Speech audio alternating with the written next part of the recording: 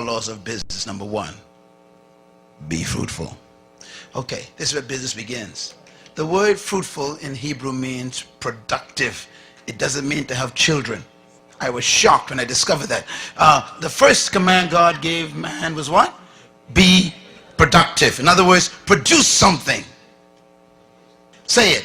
Be productive. Stop saying fruitful because you're thinking about babies. Tell your neighbor, be productive. Be productive. No, say it this way. Produce something that I could buy.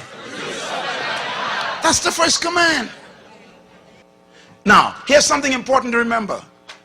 The first command is to be what? Fruitful.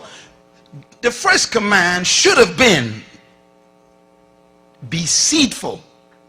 Because fruit is a result of seed. You can't have fruit unless you have a seed that has a tree that bears fruit. God ignores the entire first step.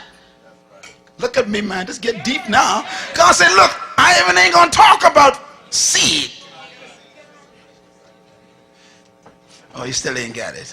Listen, when God demands something from you, it exists. So the demand for fruit is a presumption that there is seed somewhere. The number one reason why there's poverty in North Tulsa is not because of a lack of investors coming in, but a lack of productivity inside. Listen, listen. Here's how you measure a nation's wealth. Listen carefully. A nation's wealth is measured by 3 letters, all nations.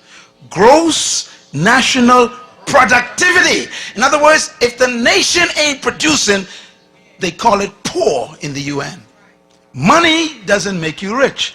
Productivity does. That's why China is one of the biggest threats right now.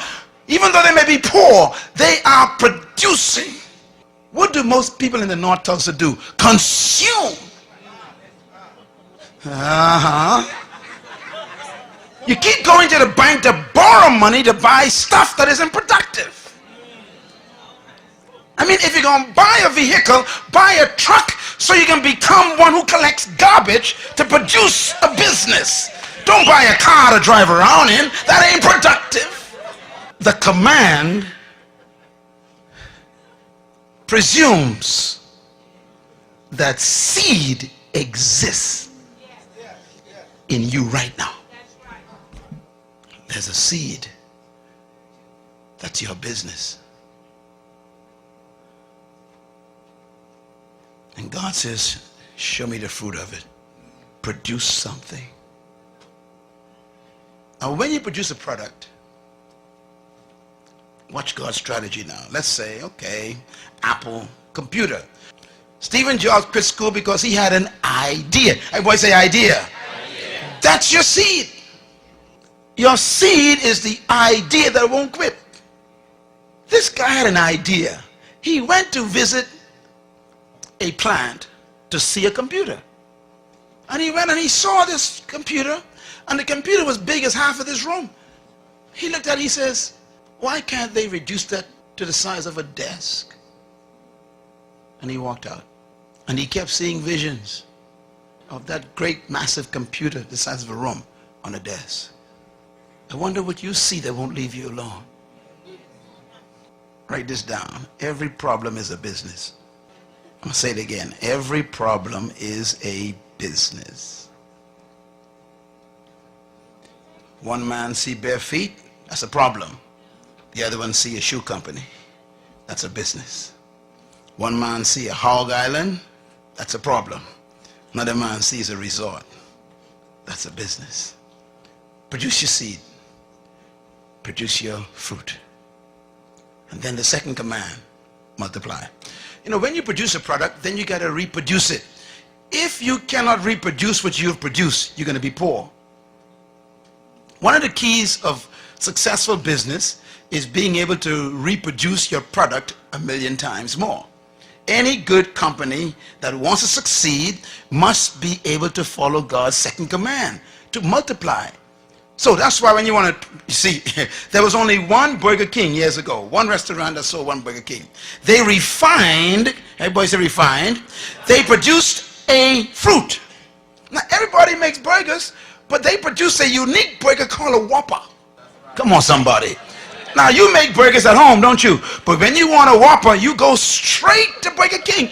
Even though you got the same bread and beef and all this stuff, you still, why? Because they refined it. Everybody say refined it. I'm talking about. See, you got to take your seed and produce a fruit, and you refine it first.